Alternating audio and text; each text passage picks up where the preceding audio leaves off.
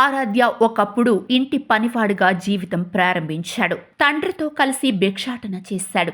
Security గార్డుగా పనిచేశాడు. రోడ్లపై suit case కవర్లు అమ్మాడు. అయినా ఆరాధ్య జీవితం గాడిన పడలేదు. చివరకు ఏం చేసి తన జీవితాన్ని దారిలోకి తెచ్చుకున్నాడు?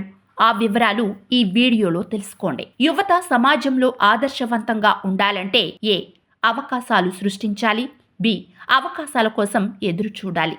మీ సమాధానం కామెంట్ రూపంలో తెలియజేయండి. బెంగుళూరు సమీపంలో గోపసంద్రలో బ్రాహ్మణ కుటుంబంలో జన్మించాడు రేణుక ఆరాధ్య. గుడిలో పనిచేసే తండ్రికి వచ్చే రూపాయిన్నర సంపాదనతో ఆరాధ్య బాల్యం గడిచింది. 10th ఫెయిల్ కావడం, తండ్రి చనిపోవడంతో ఆకలి తీర్చుకోవడానికి భిక్షాటన చేయాల్సి వచ్చింది. సంపాదన కోసం అనేక రకాల పనులు చేయడం మొదలెట్టాడు. 20 ఏళ్లకే పెళ్లి కావడంతో కుటుంబ భారం మోయాల్సి వచ్చింది. సూట్ కేస్ కవర్ల వ్యాపారం మొదలు పెడితే 30,000 నష్టం రావడంతో ఆ వ్యాపారం వదిలేసి సెక్యూరిటీ గార్డ్ అవతారం ఎత్తాడు. ఆ సమయానికి డ్రైవర్లకు అవకాశాలు ఎక్కువగా ఉండడంతో డ్రైవింగ్ నేర్చుకున్నాడు. మొదట్లో మార్చురీ దగ్గర శవాలు తీసుకెళ్లే మెటాడోర్ డ్రైవర్ గా పని దొరికింది. ఆ పని కూడా ఒక యజ్ఞంలా భావించి శవాలను క్షేమంగా గమ్యస్థానాలకు చేర్చేవాడు. అనంతరం ఓ ట్రావెల్ ఏజెన్సీలో డ్రైవర్ అవకాశం రావడంతో ఫారిన్ టూరిస్టులకు మంచి సర్వీస్ అందిస్తూ టిప్స్ రూపంలో ఎక్కువ సంపాదించేవాడు.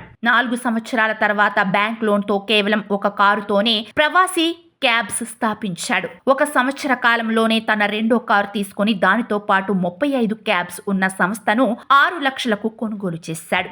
ఆ సమయంలో అనేక ఒడిదుడుకులు ఉన్నప్పటికీ అమెజాన్, వాల్మార్ట్, జనరల్ మోటార్స్ వంటి సంస్థలు సహకారం అందించడంతో ఆరాధ్య ప్రయాణం సాఫీగా సాగిపోయింది. దానితో రేణుక ఆరాధ్య వెనుతిరిగి చూసుకోలేదు. అనంతరం 150 మంది ఎంప్లాయీస్, 500 కార్లతో 40 కోట్ల కంపెనీకి అధిపతి అయ్యాడు. మధ్యలో ఊబర్, ఓలా కార్ సర్వీసులు వచ్చినప్పటికీ కార్పొరేట్ పోటీని తట్టుకొని మరీ తన ట్రావెల్ ఏజెన్సీ నిర్వహిస్తున్నాడు. ప్రస్తుతం ప్రవాసీ క్యాబ్స్, 1000కు పైగా కార్లు, 40 స్కూల్ బస్సులను నిర్వహిస్తోంది. 100 కోట్ల కంపెనీగా ఎదగాలని ఆరాధ్య లక్ష్యంగా పెట్టుకున్నాడు.